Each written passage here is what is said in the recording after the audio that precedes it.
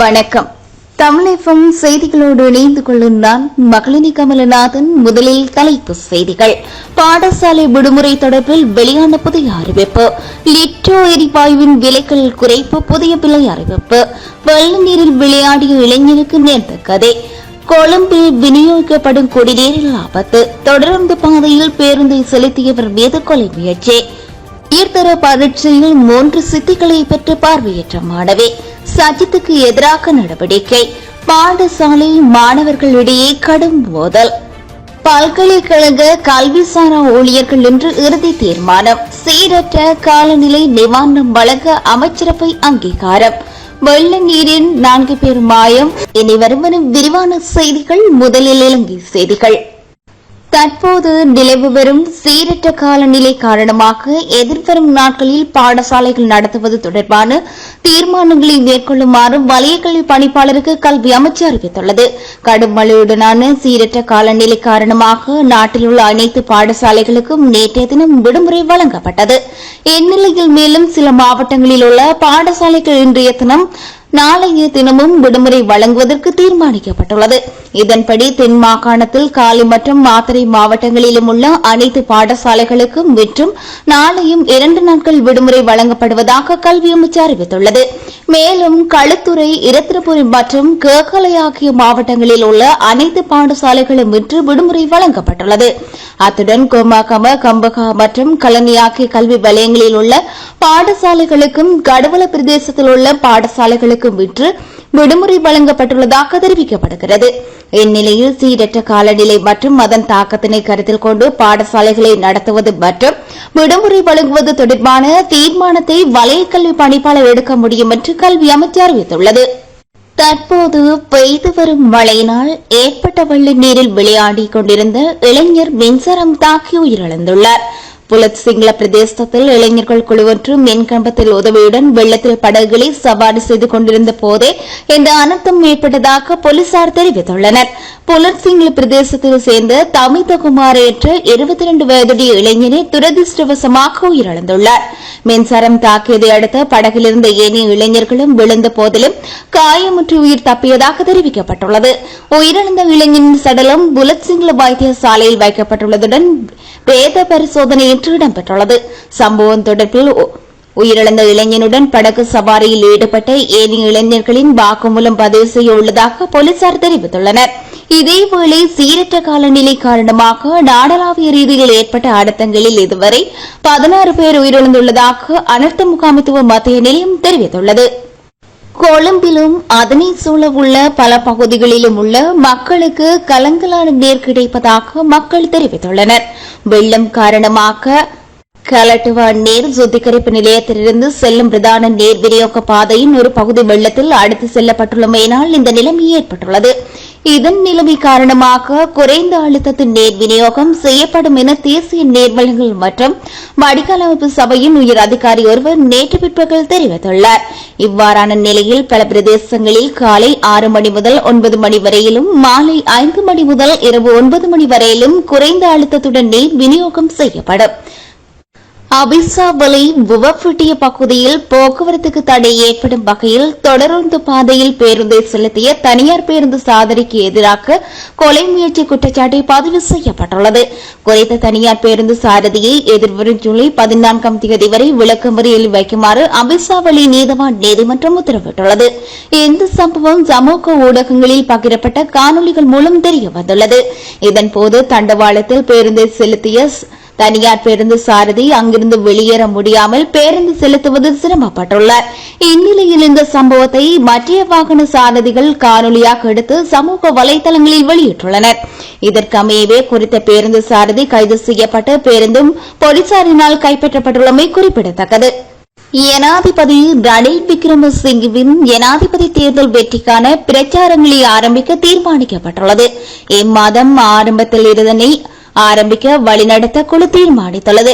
அதற்கமைய 9 மாகாணங்கள் மற்றும் 25 மாவட்டங்களை உள்ளடக்கிய பிரதான கூட்டங்களை நடாத்துவதற்கு பிரதேச மட்டத்தில் வீடு வீடாக சென்று மக்களுக்கு தெரியப்படுத்துவதற்கு தீர்மானிக்கப்பட்டுள்ளது.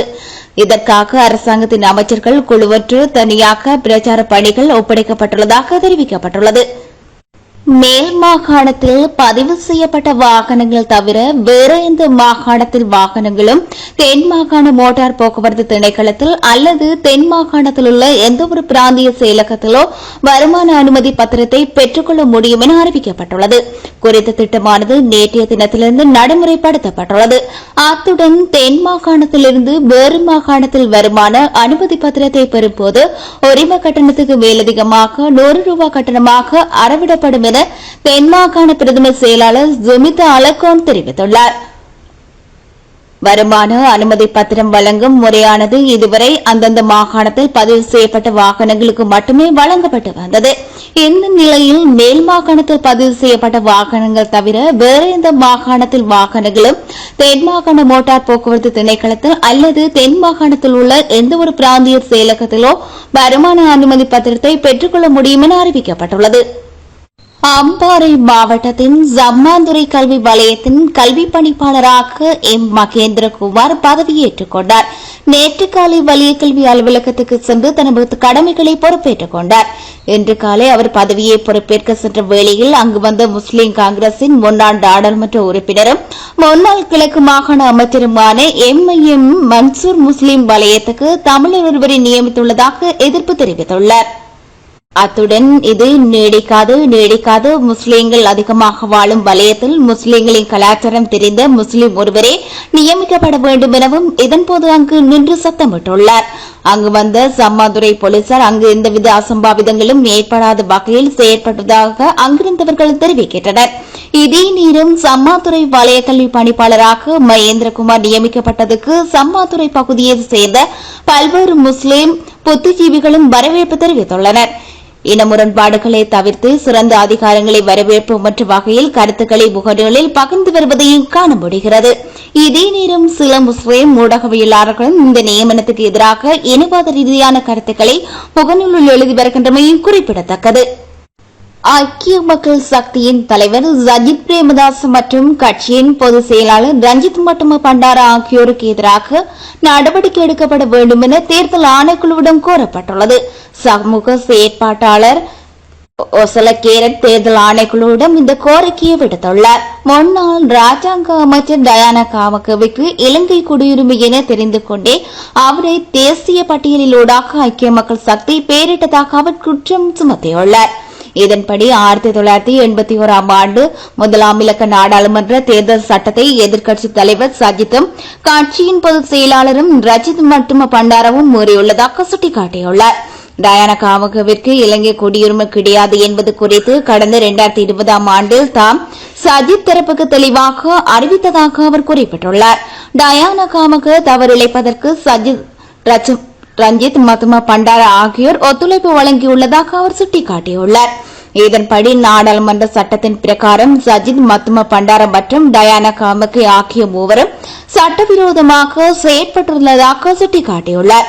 எனவே சஜித் மற்றும் ரஞ்சித் மத்தும பண்டாரா ஆகியோருக்கு எதிராக நடவடிக்கை எடுக்கப்பட வேண்டும் என எழுத்து மூலம் கோரிக்கை விடுத்துள்ளதாக தெரிவித்துள்ளார். தமது தொழிற்சங்க நடவடிக்கையின் எதிர்காலம் தொடர்பில் இன்று இறுதி தீர்மானம் எடுக்க உள்ளதாக பல்கலைக்கழக கல்விசாரா ஊழியர்கள் தெரிவித்துள்ளனர். பல்கலைக்கழக தொழிற்சங்கங்களின் கூட்டுக்குழுவில் இணைந்து தலைவர் தம்மிக்க பிரியந்த உயர்கல்வி ராஜாங்க அமைச்சருடன் நேற்று விசேட கலந்துரையாடல் ஒன்றை மேற்கொண்டதாக தெரிவிக்கப்படுகிறது. இந்நிலையில் குறித்த கலந்துரையாடலில் இணக்கம் காணப்பட்ட விடயங்கள் தொடர்பில் இன்று தமது தொழிற்சங்க பிரதிநிதிகளுடன் கலந்துரையாடி எதிர்கால நடவடிக்கைகள் குறித்து இறுதி தீர்மானம் எடுக்க உள்ளதாக அறிவிக்கப்பட்டுள்ளது. சீரற்ற காலநிலையினால் பாதிக்கப்பட்ட மக்களுக்கு நிவாரணம் வழங்குவதற்கும் முழுமையான சேதமடைந்த வீடுகளை அரசு செலவில் முப்படையினரின் உதவியுடன் வேலை காட்டுவதற்குமான முன்மொழிவுக்கு அமைச்சரவை அங்கீகாரம் வழங்கியுள்ளது. இது தொடர்பான பிரேரணையை ஜனாதிபதி ரணில் விக்ரமசிங்கே நேற்று அமைச்சரவையில் சமர்ப்பித்த நிலையில் அதற்கு அங்கீகாரம் கிடைத்துள்ளதாக தெரிவிக்கப்படுகிறது. இதேவேளை உலக சுற்றாடல் தினம் கொண்டாட்டங்களுக்கு ஒதுக்கப்பட்ட நிதி ஒதுக்கீட்டை சீரற்ற காலநிலையினால் பாதிக்கப்பட்ட மக்களின் நலனுக்காக பயன்படுத்துமாறு ஜனாதிபதி ரணில் விக்ரமசிங்கே பணிப்புரை விடுத்துள்ளமை குறிப்பிடத்தக்கது. நாட்டின் தென்மேற்கு பகுதியில் தற்போது நிலவும் பலத்த மழை நிலைமை ஏற்றும் தற்காலிகமாக குறைவடையும் என எதிர்பார்க்கப்படுகிறது. மேல் சப்ரகமுவ மத்திய தென் மற்றும் வடமேல் மாகாணங்களில் அவ்வப்போது மழையோ அல்லது இடியுடன் கூடிய மழையோ பெய்யக்கூடிய சாத்தியம் காணப்படுகிறது. நாட்டில் ஏனைய பிரதேசங்களில் பல இடங்களில் மாலையில் அல்லது இரவில் மழையோ அல்லது இடியுடன் கூடிய மழையோ பெய்யக்கூடிய சாத்தியம் காணப்படுகிறது. இடியுடன் கூடிய மழை பெய்யும் வேளைகளில் அப்பிரதேசத்தில் தற்காலிகமாக பலத்த காற்று வீசக்கூடும். மின்னல் தாக்கங்களினால் ஏற்படக்கூடிய பாதிப்புகளை குறைத்துக் கொள்ள தேவையான முன்னெச்சரிக்கை நடவடிக்கைகளை எடுத்துக் கொள்ளுமாறு பொதுமக்கள் அறிவுறுத்தப்படுகின்றார்கள். ஜனாதிபதி தேர்தலை ஒத்திவைப்பதற்கு இடமளிக்கப்படாது என ஸ்ரீலங்கா பொதுஜன முன்னணியின் பொதுச் செயலாளர் சாகர காரியவசம் தெரிவித்துள்ளார். ஜனாதிபதி தேர்தல் எக்காரணத்திற்காகவும் ஒத்திவைக்கப்படக்கூடாது எனவும் அவ்வாறு செய்தால் அதனை முறியடிக்க நடவடிக்கை எடுக்கப்படும் எனவும் அவர் திட்டவட்டமாக கூறியுள்ளார். தேர்தலை ஒத்திவைப்பதற்கான எந்தவொரு முனைப்புகளுக்கும் தமது கட்சி துணை நீக்காது எனவும் சுட்டிக்காட்டியுள்ளார். ஜனாதிபதி தேர்தலை ஒத்திவைப்பது பொது வாக்கெடுப்பு நடத்தி தற்போதைய ஜனாதிபதிக்கு இரண்டாம் காலம் ஆட்சியை வழங்க வேண்டும் என ஐக்கிய தேசிய கட்சியின் பொதுச் செயலாளர் பாலிதரங்கே பண்டார வெளியிட்டுள்ள கருத்துக்கு பெரும் சர்ச்சையை ஏற்படுத்தியுள்ளது. இவ்வாறான ஒரு பின்னணியில் சாகர காரியவசம் ஜனாதிபதி தேர்தலை ஒத்திவைப்பது குறித்து கட்சியின் நிலைப்பாட்டை இவ்வாறு வெளிப்படுத்தியுள்ளார். தனிநபரை அடையாளம் காண முடியாத தெளிவற்ற தேசிய அடையாள அட்டைகளுக்கு கடவுச்சீட்டுகளை வழங்குவதில்லை என குடிவரவு மற்றும் குடியகல்வு திணைக்களம் தீர்மானித்துள்ளது. கடந்த சில தசாப்தங்களுக்கு முன்னர் வழங்கப்பட்ட தேசிய அடையாள அட்டைகள் கருத்தில் கொண்டு இந்த வகையில் விமான அனுமதி பத்திரங்களை தயார் செய்ய மாட்டோம் என குடிவரவு குடியகல்வு கட்டுப்பாட்டாளர் நாயகம் தெரிவித்துள்ளார். விமான கடவுச்சீட்டுகளை வழங்க விண்ணப்பதாரிகள் விண்ணப்ப படிவம் 6 மாதங்களுக்கு செல்லுபடியாகும் வண்ண புகைப்படம் தேசிய அடையாள அட்டை பிறப்பு சான்றிதழ் என்பன சமர்ப்பிக்கப்பட வேண்டும் எனவும் தெரிவிக்கப்படுகிறது. பாடசாலையொன்றில் தரம் 12 மாணவர்களுக்கு இடையில் இடம்பெற்ற மோதலில் மாணவர் ஒருவர் காயமடைந்து வைத்தியசாலையில் அனுமதிக்கப்பட்டுள்ளதாக போலீசார் தெரிவித்துள்ளனர். கடந்த வெள்ளிக்கிழமை பாடசாலை முடிந்து வீடு திரும்பிய போதே வழியில் இந்த தகராறு இடம்பெற்றுள்ளது. இந்த மோதலில் மாணவர் ஒருவர் தம்மிடமிருந்து காகிதம் வெட்டும் கட்டர் மூலம் மற்றொரு மாணவன் கையை அறுத்துள்ள நிலையில் வைத்தியசாலைக்கு கொண்டு சென்று 7 தையல் போட்டுள்ளதாகவும் கூறப்படுகிறது. இனி வருவது இந்திய செய்திகள். இந்தியாவில் 7 கட்டங்களாக நடைபெற்ற மக்களவைத் தேர்தலில் பதிவான வாக்குகள் இன்று எண்ணப்பட்டு வருகின்றன. அதன்படி முதலில் தபால் வாக்குகள் எண்ணப்படும் நிலையில் தற்போதைய நிலவரப்படி பாஜக கூட்டணி 302 இடங்களில், இந்தியா கூட்டணி 209 இடங்களிலும் முன்னிலை வகிக்கிறது. பிற கட்சிகள் 32 இடங்களில் முன்னிலை வகிக்கின்றது. இத்தேர்தலில் பாஜக தலைமையிலான தேசிய ஜனநாயக கூட்டணிக்கும் காங்கிரஸ், திமுக, சமாஜ்வாதி உள்ளிட்ட எதிர்க்கட்சிகள் அங்கும் வகிக்கும் இந்தியா கூட்டணிக்கும் இடையே நேரடி போட்டி நிலவுகிறது. இந்நிலையில் முதலில் தபால் வாக்குகள் எண்ணி முடிக்கப்பட்டு அடுத்தடுத்த சுற்றுகளும் எண்ணப்பட்டு வருகின்றன. உத்தரப்பிரதேச மாநிலம் வாரணாசி தொகுதியிலும் பிரதமர் நரேந்திர மோடி முன்னிலையில் உள்ளார். இன்று காலை நிலவரப்படி பிரதமர் நரேந்திர மோடியை எதிர்த்து போட்டியிட்ட காங்கிரஸ் வேட்பாளர் விட பிரதமர் மோடி 400 வாக்குகளால் முன்னிலையில் உள்ளார். இந்தியாவில் 7 கட்டங்களாக நடைபெற்ற மக்களவைத் தேர்தலில் பதிவான வாக்குகள் இன்று காலை 8 மணி முதல் எண்ணப்பட்டு வருகின்றமை குறிப்பிடத்தக்கது. இனி வருவது உலகச் செய்திகள். அமெரிக்காவின் முன்னாள் ஜனாதிபதியும் குடியரசுக் கட்சியின் தலைவருமான டொனால்டு டிரம்ப் சீன செயலியான டிக்டாக்கில் புதிய கணக்கினை தொடங்கியுள்ளமை பெரும் பேசுபொருளாகியுள்ளது. டிரம்ப் ஜனாதிபதியாக பதவி வகித்த வேளை தேசிய பாதுகாப்பு அச்சுறுத்தலாக உள்ள என கூறி டிக்டாக் செயலிக்கு தடை விதிக்க பல்வேறு முயற்சிகளை முன்னெடுத்திருந்தார். இந்நிலையில் அவரே டிக்டாக்கில் இணைந்துள்ளமை உலகளவில் பெரும் விமர்சனத்தை ஏற்படுத்தியுள்ளது. இதேவேளை அவரை டிக்டாக்கில் 30 லட்சத்துக்கு அதிகமானோர் பின்தொடர்கின்றார்கள் எனவும் தெரிவிக்கப்படுகிறது. இந்நிலையில் அவர் இவ்வாண்டு நடைபெறவுள்ள ஜனாதிபதி தேர்தலை முன்னிட்டு பிரச்சாரம் மேற்கொள்வதற்காகவே இவ்வாறு டிக்டாக்கில் இணைந்திருப்பதாக அரசியல் விமர்சகர்கள் தெரிவித்துள்ளனர். போர்த்துகல் நாட்டில் தெற்கில் உள்ள பெஜா விமான நிலையத்தில் நடைபெற்ற விமான சாகச நிகழ்வில் 2 சிறிய ரக விமானங்கள் நடுவானில் மோதிக்கொண்டதில் விமானி ஒருவர் சம்பவ இடத்திலே உயிரிழந்துள்ளதுடன் மற்ற விமானி ஒருவர் காயமடைந்துள்ளதாக அந்நாட்டு ஊடகங்கள் செய்தி வெளியிட்டுள்ளன. விமான சாகச நிகழ்ச்சியின் போது பல ராணுவ விமானங்கள் மற்றும் உலங்கு வானூர்திகள் சாகசங்களில் ஈடுபட்டுள்ளன. சாகசத்தின் போது 2 விமானங்கள் நடுவானில் மோதிக்கொண்ட சம்பவம் அங்குள்ள பார்வையாளர்கள் மற்றும் நிகழ்ச்சி ஏற்பாட்டாளர்களை அதிர்ச்சியில் ஆழ்த்தியுள்ளது. மேலும் இந்த விமானம் குறித்து விமானப்படை சார்பில் வெளிப்பட்ட அறிக்கையில் பேஜா விமான சாகச நிகழ்ச்சியில் 2 விமானங்கள் நடுவானில் மோதிக்கொண்ட சம்பவம் அரங்கேறியதை விமானப்படை வருத்தத்துடன் தெரிவித்துக் கொள்கிறது என குறிப்பிடப்பட்டுள்ளது.